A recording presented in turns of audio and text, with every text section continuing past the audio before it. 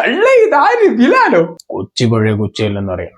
തള്ളേ വേണ്ട കിടക്കണേ. കൊച്ചി പിന്നെ കൊച്ചി അല്ലാണ്ട് കോഴിക്കോടാണ്. മേരി ടീച്ചറുടെ കൊലപാതകത്തിന് പിന്നിൽ മാണിക്യമാണെന്നാണ് കേട്ടത്. ശരിയാണോ? വർക്കിച്ച ലവൻ പുലിയാണ് കേട്ട. എന്നാലും കൂടെ ഞാൻ വളരെ രഹസ്യമായി വെച്ച കാര്യം ഇവനെങ്ങനെ അറിഞ്ഞു? അതാ പറഞ്ഞത്. എന്തൊരു കൊച്ചി പഴയ കൊച്ചിയല്ലെന്ന്. തള്ളേ വേണ്ട കിടക്കണ വീണ്ടും. ഓക്കെ, കൊച്ചി പുതിയ കൊച്ചി. ബിലാലിക്കാന്റെ പ്രശ്നം എന്താ അത് പറ അപ്പി. മേരി ടീച്ചറുടെ കൊലപാതകം കണ്ടെത്തണം. കാര്യൊക്കെ ശരി. ബിലാല് പഴയ ബിലാലല്ല, കൊച്ചി പഴയ കൊച്ചിയല്ല.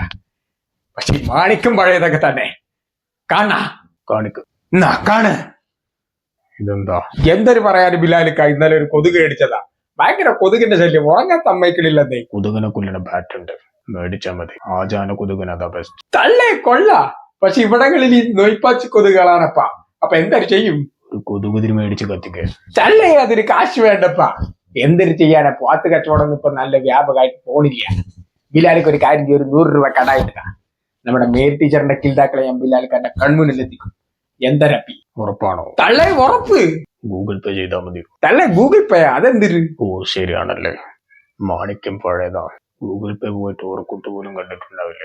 ഞാൻ ATM പോയി എടുത്തിട്ട് വരാം. മോടാ കണ്ടാലേടാ വെടും. എനിക്ക് ബെൻസ് രാജ എന്ന് പറഞ്ഞൊരു പേര് വിടണ്ട അപ്പി. എന്നിട്ടാണോ നടന്നു വന്നത്? അപ്പി വരുന്ന ബൈക്ക് പഞ്ചറായി. കോടിക്കണക്കിന് ആസ്തിയുള്ള എനിക്കാണാടാ നീ 100 രൂപ തരുന്നത്?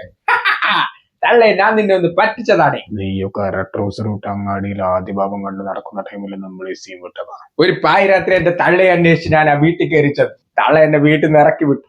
കരഞ്ഞുകൊണ്ട് ഇറങ്ങിപ്പോയി എന്നെ പുറകിൽ നിന്ന് വലിയൊരു മനുഷ്യൻ വിളിച്ചു. അദ്ദേഹം എന്നോട് പറഞ്ഞു, മേലാൽ ഈ വീടിന്റെ പടി ചവിട്ടരുത് എന്ന്. അദ്ദേഹം എനിക്കൊരു പേര് വിട്ടു. എന്താ പേര്? മാണിക്യം. അത് ശരി, ഇത്രയും നേരം ഞാൻ മാണിക്യം മാണിക്യം എന്ന് കടന്ന് തല വിളിച്ചത് എന്തായിരുന്നു? അതല്ലടോ, ആ വലിയ മനുഷ്യരുടെ പേരെന്താ? ഓ അത് സുരേഷ്. സുരേഷ് മാണിക്യം. നല്ല ഊമ്പിയ പേര്. ദേണ്ട കിടക്കുന്നു. ഇപ്പൊ എങ്ങനെ ഇരിക്കണ്? ഞാൻ എങ്ങനെയെങ്കിലും ഒക്കെ ഇരിക്കും. എന്നാ അങ്ങനെയൊക്കെ തന്നെ ഇരുന്നോ.